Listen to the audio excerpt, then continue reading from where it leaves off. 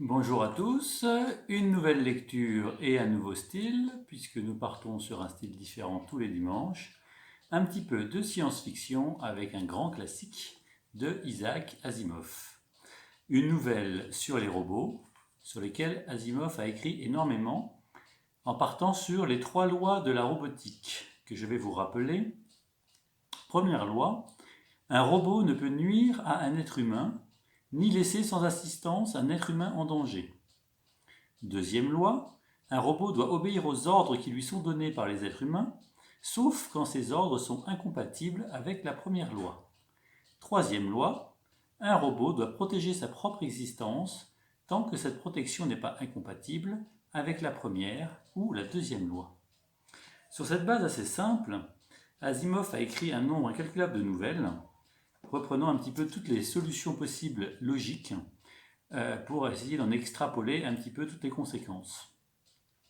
Il a utilisé notamment une héroïne récurrente, Suzanne Calvin, qui est donc une psychoroboticienne, on va dire ça comme ça, personnage donc qui aime plus les robots que les êtres humains. Donc une nouvelle qui s'appelle Le petit robot perdu.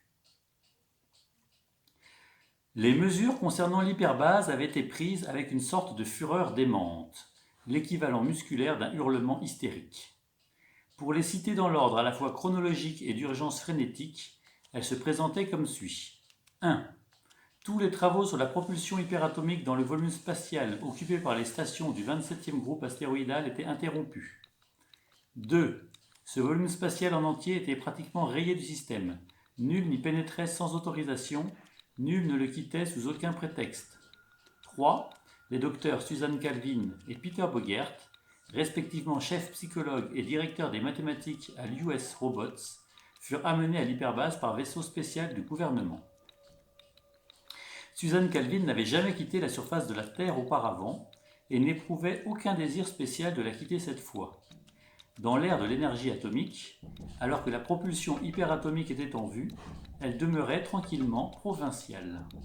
Elle était donc mécontente du voyage, peu convaincue de son urgente nécessité, et chacun des traits de son visage commun, où l'âge mûr avait marqué son empreinte, l'exprimait assez clairement durant toute la durée du premier repas qu'elle prit à l'hyperbase.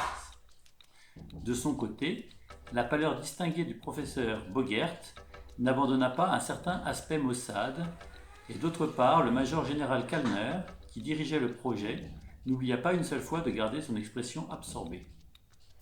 En bref, ce repas fut un épisode bien terne, et la petite conférence à 3 qui suivit débuta dans une atmosphère grise et compassée. Kalner, avec sa calvitie luisante et son uniforme de cérémonie formale adapté à l'humeur générale, commença avec une concision non dénuée d'une certaine gêne. L'histoire que je dois vous conter est étrange. Je dois d'abord vous remercier d'avoir bien voulu vous déplacer aussi rapidement, et cela sans qu'on vous ait fourni la moindre justification. Nous allons faire notre possible pour y remédier à présent. Nous avons perdu un robot. Les travaux sont interrompus et le demeureront tant que nous ne l'aurons pas localisé. Nous n'avons pas réussi jusqu'à présent, c'est pourquoi nous avons fait appel à des personnalités hautement qualifiées.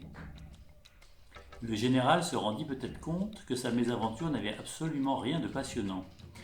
Aussi poursuivit-il avec une sorte de découragement. Inutile d'insister sur l'importance de notre travail à la station. 80% des crédits affectés à la recherche l'année dernière nous ont été attribués. Nous savons parfaitement cela, dit aimablement Bogert. L'US Robots touche de substantiels droits de location pour ses robots. Suzanne intervint dans la conversation avec une remarque brutale et acide. Qu'est-ce qui peut conférer une telle importance à un seul et unique robot dans le projet? Et pourquoi n'a-t-il pas été retrouvé? Le général tourna sa face rouge vers elle et humecta rapidement ses lèvres. D'une certaine manière, nous l'avons repéré. Puis d'un ton quelque peu angoissé. Mais il faut que je m'explique. Sitôt que le robot a été porté disparu, on a décrété l'état d'urgence et arrêté tout mouvement dans l'hyperbase. Un vaisseau marchand s'était posé la veille et nous avait livré 2 robots, destinés à nos laboratoires. Il avait à son bord 62 robots du même type, pour une autre destination. Nous sommes certains de ce nombre. Il ne peut y avoir aucun doute à ce sujet. Oui, et quel est le rapport? Lorsque nous nous fûmes assurés que le robot disparu demeurait introuvable, s'il s'était agi d'une aiguille égarée dans une meule de foin, je vous assure que nous l'aurions retrouvé, nous convînmes en désespoir de cause de faire le compte des robots demeurés à bord du navire marchand, et ils sont actuellement au nombre de 63. De telle sorte que le 63e serait, si je ne m'abuse, l'enfant prodigue. Oui, mais nous ne possédons aucun moyen de déterminer lequel d'entre eux est le 63e. Suivit un silence de mort, au cours duquel la pendule électrique sonna 11 fois, et la robot-psychologue reprit la parole. « Très bizarre, fit-elle, et les commissures de ses lèvres s'abaissèrent. Elle se tourna vers son collègue avec un soupçon de violence. « Peter, que se passe-t-il donc ici? Quel type de robot utilise-t-on à l'hyperbase » Le docteur Bogert hésita et sourit faiblement. « Jusqu'à présent, c'est une question quelque peu délicate, Suzanne. »« Jusqu'à présent, en effet, dit-elle rapidement. S'il existe 63 robots du même type, dont l'un est recherché sans qu'on puisse déterminer son identité, pourquoi ne pas prendre le premier venu au hasard? Pourquoi tout ce remue-ménage? Pourquoi nous a-t-on fait venir ?» Si vous voulez bien me laisser placer un mot, Suzanne, dit Bogert d'un ton résigné, il se trouve que l'hyperbase utilise plusieurs robots dont le cerveau n'a pas entièrement été imprégné de la première loi de la robotique. Pas imprégné? Calvin se laissa retomber sur sa chaise. Je vois. Combien existe-t-il d'exemplaires de ce modèle? Quelques-uns. Cette mesure a été prise sur l'ordre formel du gouvernement, et il était impossible de violer le secret. Nul ne devait être au courant, si ce n'est les responsables directement intéressés, et vous n'en faisiez pas partie, Suzanne. Quant à moi, la question ne me concernait nullement. Le général intervint avec une certaine autorité. Je voudrais m'expliquer à ce sujet. J'ignorais que le docteur Calvin avait été tenu dans l'ignorance de la situation. Inutile de vous rappeler, docteur Calvin, que les robots ont toujours rencontré une violente opposition sur la planète. La seule défense que le gouvernement pouvait opposer aux radicaux fondamentalistes en l'occurrence, c'est que les robots sont toujours construits en vertu de la première loi, ce qui les met dans l'impossibilité absolue de nuire à un être humain, en quelque circonstance que ce soit. Mais il nous fallait impérativement des robots d'une nature différente. C'est pourquoi quelques modèles du type NS2, surnommés Nestor, furent préparés avec une première loi modifiée. Pour ne pas ébruiter la chose, tous les NS2 sont livrés sans numéro de série. Les articles modifiés sont livrés concurremment avec les modèles ordinaires et comme de bien entendu, tous ces robots spéciaux sont programmés de façon à ne pas révéler leur nature au personnel non autorisé. Il sourit d'un air embarrassé et tout ceci s'est retourné contre nous à présent. Les avez-vous tous interrogés sur leur identité? Demanda Calvin sévèrement. Vous êtes certainement habilité pour cela. Le général inclina la tête. Les 63 au grand complet nient avoir travaillé à l'hyperbase. Et l'un d'eux ment. Celui que vous recherchez porte-t-il des traces d'usure? Les autres sont flambant neufs, je suppose. L'intéressé n'est arrivé que le mois dernier. Avec les 2 modèles amenés par le vaisseau marchand, il devrait être le dernier de la commande. Il ne porte aucun signe d'usure détectable. Il secoua lentement la tête et reprit son air absorbé. Docteur Calvin, nous n'osons pas laisser ce vaisseau reprendre son vol. Si jamais l'existence des robots qui ne sont pas soumis à la première loi devenait de notoriété publique, il ne savait comment conclure sans demeurer en deçà de la vérité. Détruisez entièrement les 63 robots, dit carrément la robot-psychologue, et qu'on n'en parle plus. Bogart fit la grimace.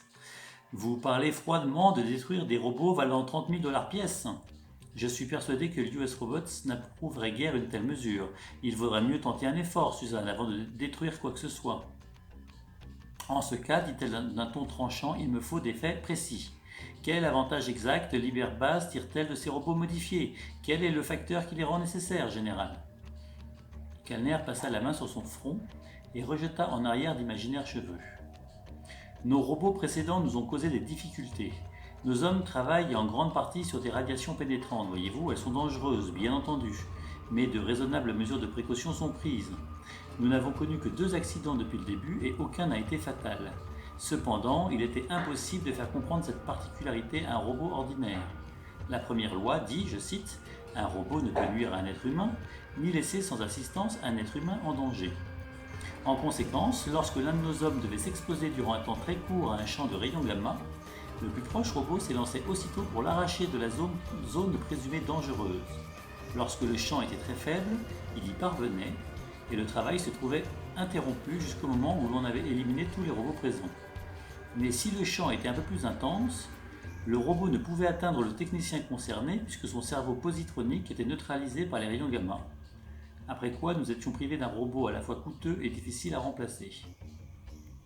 Nous avons tenté de les raisonner. Ils soutenaient qu'un être humain exposé aux rayons gamma se trouvait en danger et ne se souciait nullement qu'il pût y demeurer sans risque durant une demi-heure.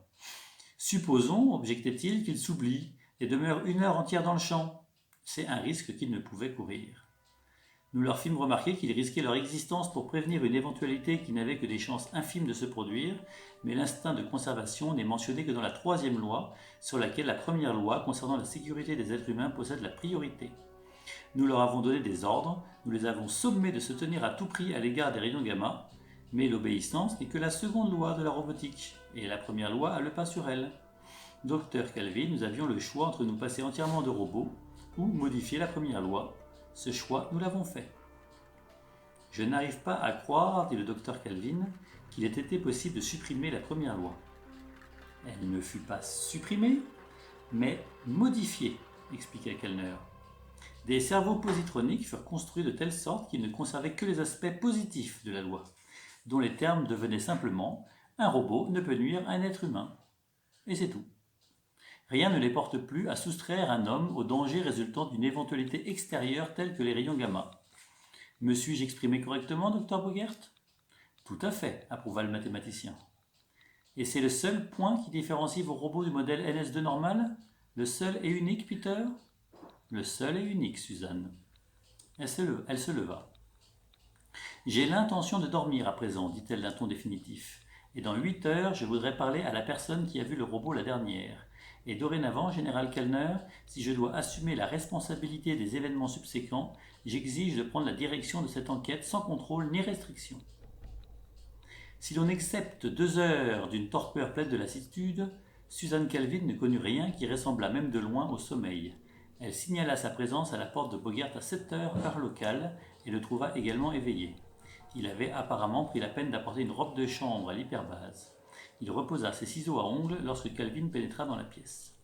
« Je m'attendais plus ou moins à votre visite, dit-il doucement. Je suppose que toute cette histoire vous donne des hauts le cœur. C'est exact.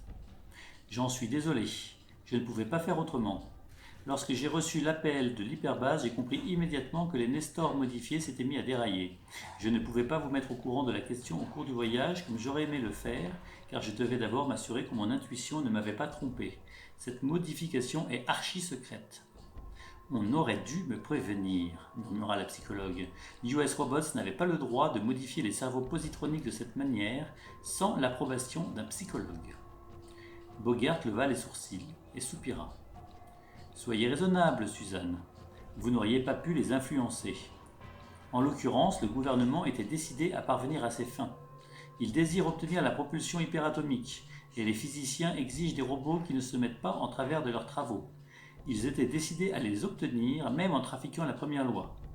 Nous avons dû admettre que la chose était possible sur le plan de la construction, et les hauts fonctionnaires intéressés ont juré leur grand Dieu qu'ils ne désiraient que 12 de ces robots, qu'ils ne seraient utilisés qu'à l'hyperbase exclusivement et qu'ils seraient détruits sitôt que le dispositif aurait été mis au point et que toutes les précautions nécessaires seraient prises. Ils insistèrent également sur le secret, et voilà la situation telle qu'elle se présente. « J'aurais donné ma démission, dit le docteur Calvin entre ses dents. Cela n'aurait pas servi à grand-chose. Le gouvernement offrait une fortune à la compagnie et la menaçait d'une législation anti-robot en cas de refus. Nous étions coincés dès ce moment et nous le sommes encore davantage maintenant. Si la chose venait à s'ébruiter, Kellner et le gouvernement en pâtiraient, mais l'US Robots en pâtirait encore bien davantage. La psychologue le dévisagea. « Peter, vous rendez-vous compte de la gravité de cette mesure ? Comprenez-vous ce que signifie l'abrogation de la première loi ? Il ne s'agit pas seulement d'une question de secret. » Je sais ce que signifierait une abrogation. Je ne suis pas un enfant. Cela voudrait dire une instabilité totale. Mathématiquement parlant, oui. Mais pouvez-vous traduire cela en pensée psychologique crue ? Toute vie normale, Peter, qu'elle soit consciente ou non, supporte mal la domination. Si cette domination est le fait d'un inférieur ou d'un inférieur présumé, le ressentiment devient plus intense. Physiquement, et dans une certaine mesure mentalement, un robot, tout robot, est supérieur aux êtres humains. Qu'est-ce donc qui lui donne une âme d'esclave ? Uniquement la première loi. Sans elle, au premier ordre que vous donneriez à un robot, vous seriez un homme mort. Et vous parlez d'instabilité ? Suzanne, dit Bogert d'un air amusé et compréhensif à la fois, je veux bien admettre que ce complexe de Frankenstein que vous venez de définir avec talent se justifie dans une certaine mesure, d'où la première loi. Mais cette loi, je le répète et je le répéterai encore, n'a pas été abrogée mais modifiée. Et que faites-vous de la stabilité cérébrale ? Le mathématicien avança la lèvre inférieure. Diminuée naturellement, mais elle demeure dans les limites de la sécurité. Les premiers Nestors ont été livrés à l'hyperbase il y a 9 mois, et il ne s'est rien produit d'anormal jusqu'à présent. Encore ne s'agit-il que de la crainte de voir le secret divulgué sans qu'aucune vie humaine ait été mise en danger. Dans ce cas, tout va pour le mieux. Nous verrons bien ce qui ressortira de la conférence de ce matin. Bogert la reconduisit poliment à la porte et se livra à une mimique éloquente sitôt qu'elle eut disparu. Il ne voyait aucune raison de modifier l'opinion qu'il s'était faite une fois pour toutes sur son compte, en la considérant comme une vieille haridelle aigrie par le célibat et bourrée de frustration. Les pensées de Suzanne Calvin n'incluaient pas Bogert le moins du monde. Elle l'avait rejeté depuis des années de son esprit comme un fat, un prétentieux et un arriviste. Gerald Black avait passé ses certificats de physique de l'éther l'année précédente et, comme tous les physiciens de sa génération, se trouva engagé dans la solution du problème de la propulsion. Il apportait sa contribution personnelle à l'atmosphère des réunions qui se tenaient à l'hyperbase. Dans sa blouse blanche toute tachée, il se sentait d'une humeur quelque peu rebelle et totalement incertaine. Sa force massive semblait chercher un exutoire et ses doigts, qu'il tordait à gestes nerveux, auraient facilement décelé un barreau de prison. Le major général Kellner avait pris place près de lui. Les 2 envoyés de l'US Robots s'étaient assis de l'autre côté de la table. On me dit que je suis le dernier à avoir vu Nestor 10 avant sa disparition, dit Black. Je suppose que c'est à ce sujet que vous désirez m'interroger. Le docteur Kelvin le considéra avec intérêt. On dirait à vous entendre que vous n'en êtes pas tellement sûr, jeune homme. Savez-vous réellement si vous avez été le dernier à le voir ? Il travaillait avec moi, madame, sur les générateurs de champ, et il est resté près de moi pendant la matinée, au cours de laquelle il a disparu. Je ne saurais dire si quelqu'un l'a perçu au début de l'après-midi. Nul ne l'avoue en tout cas. Pensez-vous que quelqu'un mente ? Ses yeux sombres s'embrasèrent. Je ne dis pas cela, mais je ne dis pas davantage que je désire voir la faute retomber sur moi. Il n'est pas question d'accuser qui que ce soit. Le robot a agi de la sorte en raison de sa conformation. Nous essayons simplement de le retrouver, Monsieur Black, en mettant tout le reste de côté. Donc si vous avez travaillé avec le robot, vous le connaissez probablement mieux que personne. Avez-vous remarqué quelque chose de spécial dans son comportement ? Aviez-vous déjà travaillé avec des robots auparavant ? J'ai déjà travaillé avec d'autres robots de la base. Les modèles simples, les Nestor ne diffèrent en rien du type normal, à ceci près qu'ils sont notablement plus intelligents et aussi plus exaspérants. Exaspérants ? À quel point de vue ? Eh bien, ce n'est peut-être pas leur faute. La besogne ici est rude, et la plupart d'entre nous deviennent un peu nerveux sur les bords. Ce n'est pas tous les jours amusant de jouer avec l'hyperespace. Il sourit faiblement, trouvant un soulagement dans cette confession. Nous courons continuellement le risque de percer un trou dans le tissu normal de l'espace-temps et de choir hors de l'univers, astéroïdes et tout le reste. Cela paraît farfelu, n'est-ce pas ? Naturellement, nous sommes parfois sur les nerfs. Mais il en va différemment pour ces Nestors. Ils sont curieux, ils sont calmes, ils ne se font pas de soucis. Il y a parfois de quoi vous faire perdre la boussole. Lorsque vous leur demandez quelque chose de toute urgence, ils semblent prendre leur temps. Parfois, j'ai l'impression que j'aimerais autant me passer d'eux. Ils prennent leur temps, dites-vous ? Ont-ils jamais refusé d'obéir à un ordre ? Oh non, dit-il vivement. Ils obéissent parfaitement, seulement ils vous avertissent lorsqu'ils pensent que vous vous trompez. Ils ne connaissent rien du sujet, à part ce que nous leur avons appris, mais cela ne les arrête pas. C'est peut-être un effet de mon imagination, mais mes collègues éprouvent les mêmes ennuis avec leur Nestor. Le général Kellner s'éclaircit la voix d'une façon qui n'annonçait rien de bon. Pourquoi ces doléances ne m'ont-elles pas été soumises, Black ? Le jeune physicien rougit. Au fond, nous ne désirions pas réellement nous dispenser des robots, monsieur, et en outre, nous ne savions pas trop de quelle façon ces doléances mineures seraient reçues. Bogert intervint doucement. S'est-il produit quelque chose de particulier dans la matinée précédant sa disparition ? Il y eut un silence. D'un geste discret, Kelvin étouffa le commentaire que Kellner s'apprêtait à émettre et attendit patiemment. Puis Black prit la parole avec un débit que la colère rendrait saccadé. « J'ai eu une petite algarade avec lui. J'avais cassé un tube de Kimball ce matin-là et gâché ainsi 5 jours de travail. J'avais pris du retard sur tout mon programme. Je n'avais pas reçu de courrier de la maison depuis au moins 2 semaines. Et c'est le moment qu'il choisit pour venir tourner autour de moi et me demander de recommencer l'expérience que j'avais abandonnée depuis un mois. Il n'arrêtait pas de me harceler sur ce même sujet et j'en avais littéralement par-dessus la tête. Je lui ai dit de s'en aller et je ne l'ai plus revu. Vous lui avez dit de s'en aller demanda le docteur Calvin avec un intérêt soudain. En employant ces mêmes mots, avez-vous dit « allez-vous-en » Essayez de vous rappeler les mêmes termes, les termes exacts. Apparemment, un combat intérieur se livrait dans le physicien. Black plongea un moment son front dans sa large paume, puis le découvrant, il jeta d'un ton de défi. Je lui ai dit « allez vous perdre ». Bogart émit un petit rire. C'est précisément ce qu'il a fait. Mais Calvin n'en avait pas terminé. Cette fois nous progressons, monsieur Black, dit-elle d'un ton cajoleur, mais les détails exacts sont importants. Pour comprendre les réactions d'un robot, un mot, un geste, un accent peuvent avoir une signification capitale. Étant donné votre humeur, vous n'avez pas pu vous borner à ces 3 simples mots.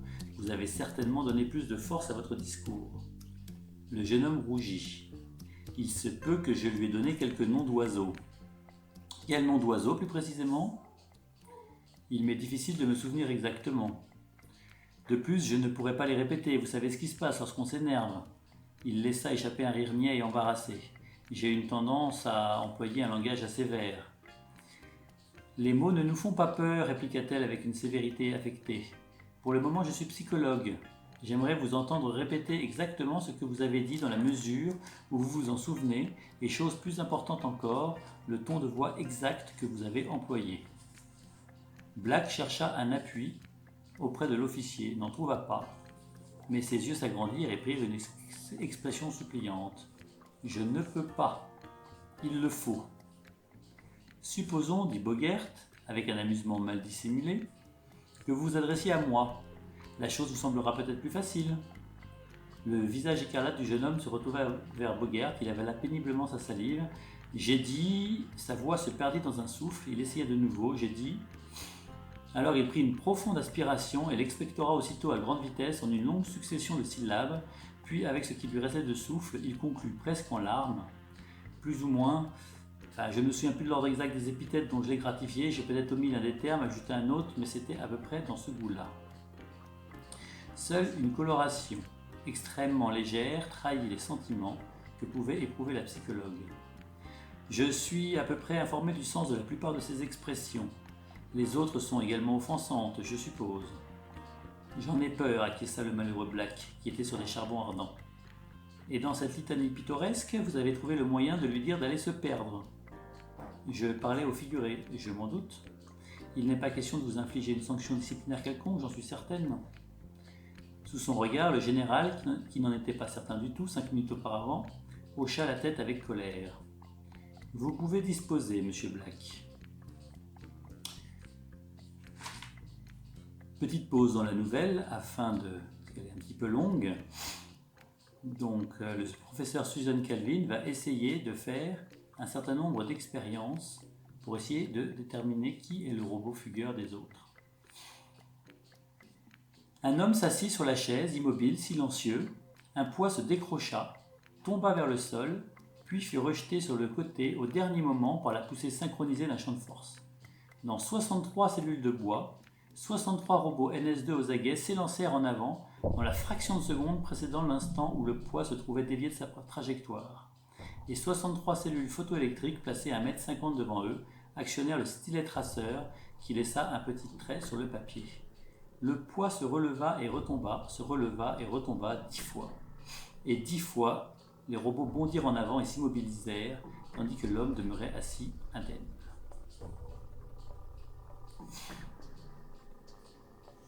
Le major général Kaldner n'avait plus porté son uniforme de gala depuis le premier dîner de réception des représentants de US Robots. Il était en chemise de couleur gris-bleu, le col ouvert et la cravate dénouée.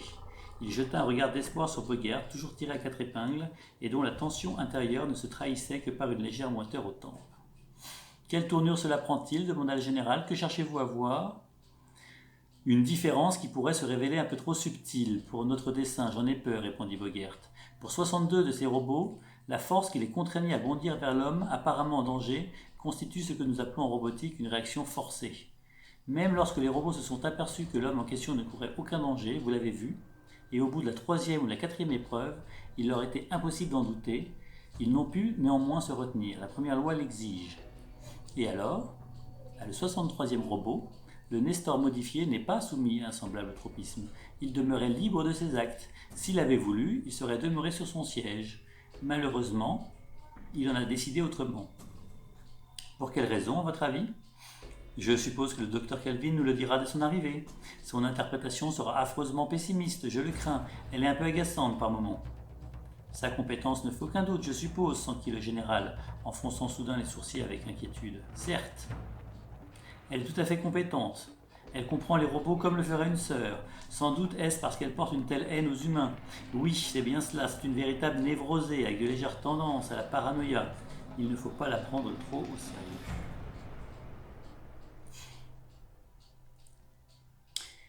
À ce moment précis, Suzanne Calvin entra dans la pièce et claqua la porte derrière elle.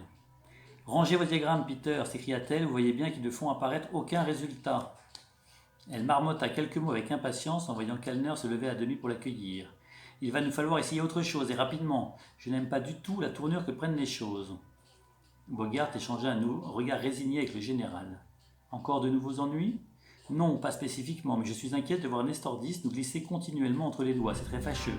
Cela ne peut qu'exacerber encore le sentiment qu'il a de sa supériorité. Désormais, ses motivations ne consistent plus simplement à l'accomplissement des ordres, je le crains. Cela se transforme en une véritable obsession.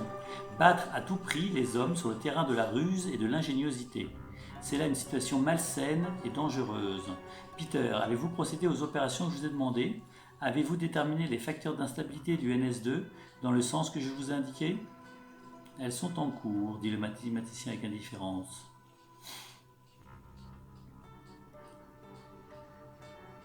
Un homme était assis sur la chaise, immobile et silencieux. Un poids se décrocha, tomba, puis, au dernier moment, fut repoussé par un champ de force.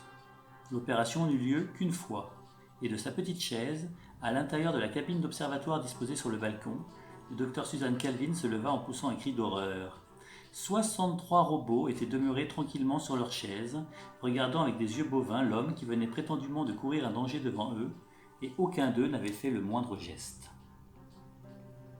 Le docteur Calvin était furieuse au-delà de toute expression, d'autant plus furieuse qu'elle n'osait pas le montrer aux robots qui entraient un à un dans la pièce pour s'éclipser un peu plus tard. Elle vérifia sa liste, c'était le tour du numéro 28. Encore 35 à interroger. Le numéro 28 entra avec méfiance. Elle se contraignit à garder un calme raisonnable. « Et qui êtes-vous » Le robot répondit d'une voix lente et incertaine. « Je n'ai pas encore reçu de numéro personnel, madame.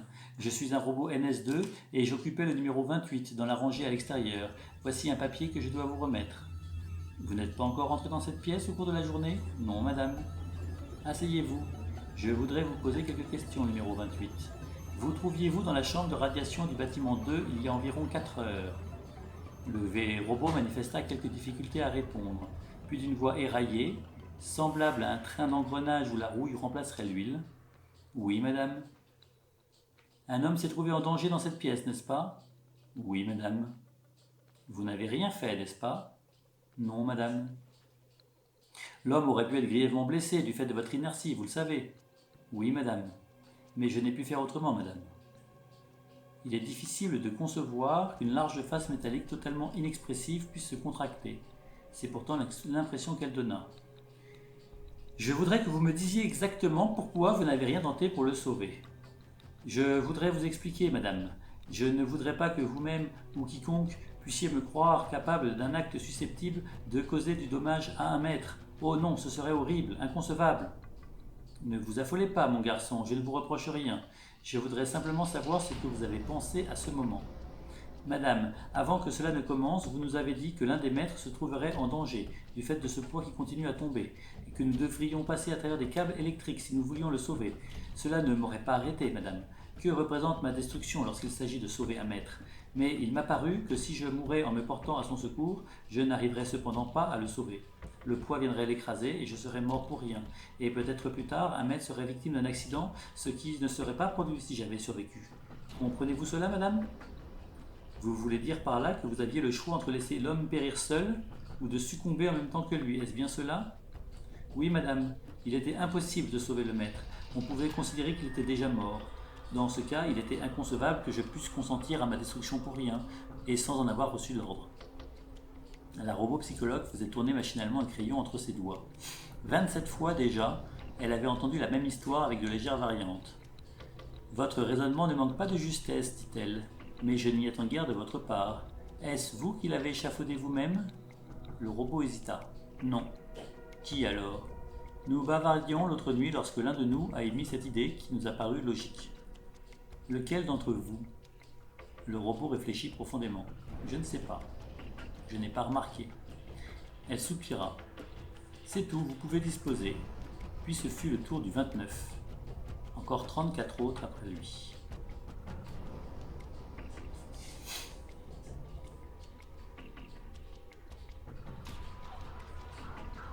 Nouvelle tentative pour déterminer qui est le robot futur.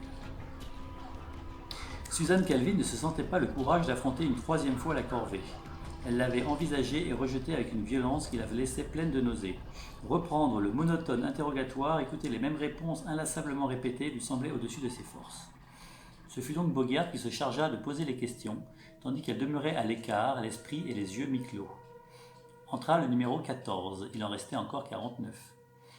Bogert leva les yeux de la feuille de référence. « Quel est votre numéro d'ordre ?»« 14, monsieur. » Le robot présenta son ticket numéroté.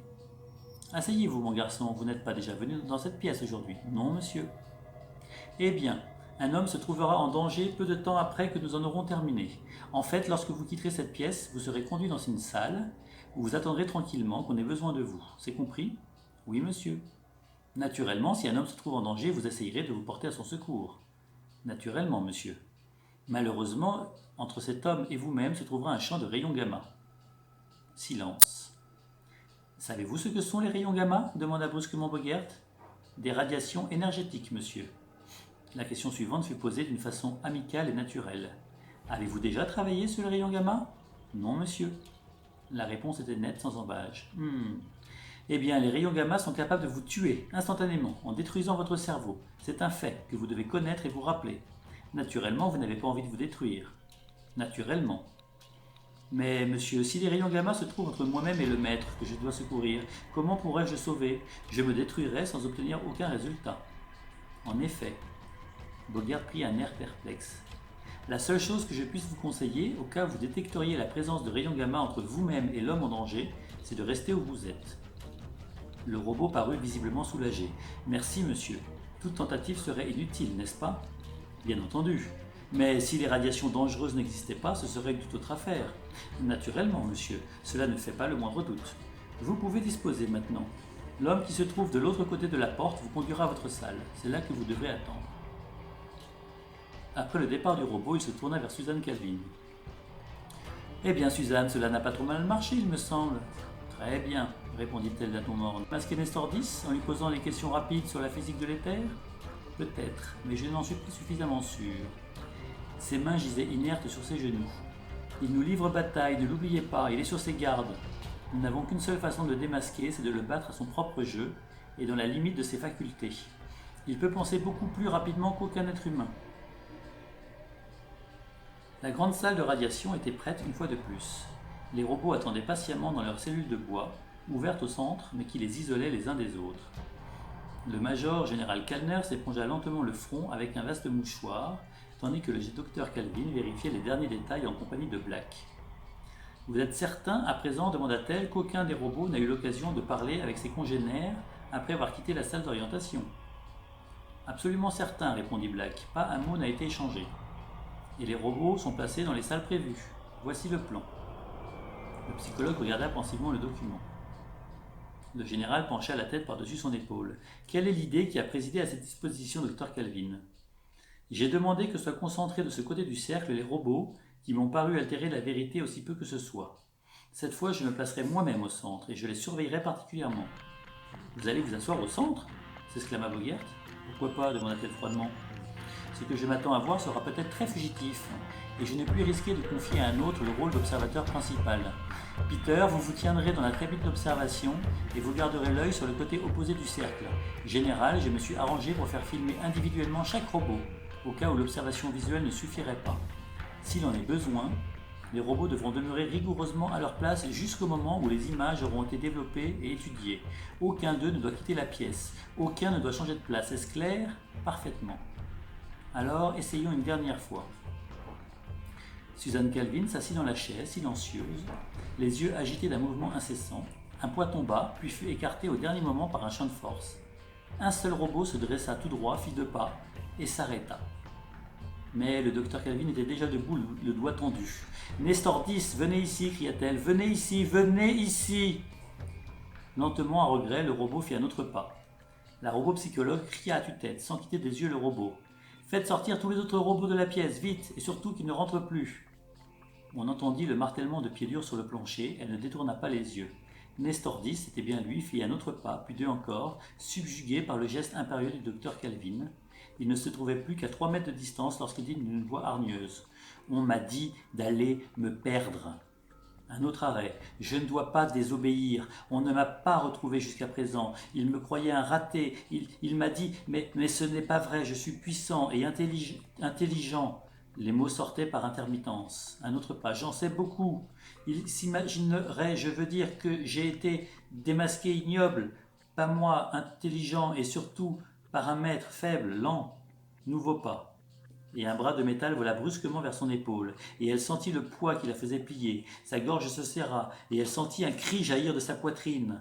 Dans un brouillard, elle entendit les paroles suivantes de Nestor 10. « Nul ne doit me trouver, aucun maître. » Et le métal froid s'appesantissait sur elle et la faisait plier.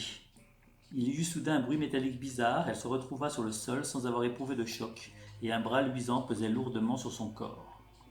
Il ne bougeait pas plus que Nestor 10 étalé près d'elle. Et maintenant, des visages se penchaient sur elle. « Êtes-vous blessé, docteur Calvin ?» demandait Gérard Black d'une voix étranglée. Elle secoua faiblement la tête. Ils la dégagèrent du bras qui pesait sur elle et la remirent doucement sur ses pieds. « Que s'est-il passé ?»« J'ai lancé un faisceau de rayons gamma durant 5 secondes, dit Black. Nous ignorions ce qui se passait, ce n'est qu'à la dernière seconde que nous avons compris qu'il vous attaquait, et à ce moment, il ne restait plus d'autre recours que les rayons gamma. Il est tombé aussitôt. La dose n'était pas suffisante pour affecter votre organisme, n'ayez aucune inquiétude. » « Je ne suis pas inquiète. Je ne pense pas que j'ai vraiment été attaqué. Nestor 10 s'efforçait simplement de le faire. Ce qui subsistait de la première loi le retenait encore. 2 semaines après leur première rencontre avec le major général Kalner, Suzanne Calvin et Peter Bogart tenaient une dernière conférence avec l'officier. Le travail avait repris à l'hyperbase.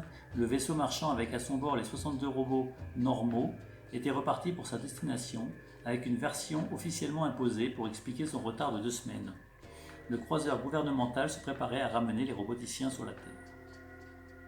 Kalner avait revêtu une fois de plus son resplendissant uniforme de cérémonie. Ses gants étaient d'une blancheur éblouissante lorsqu'il serra la main au savant.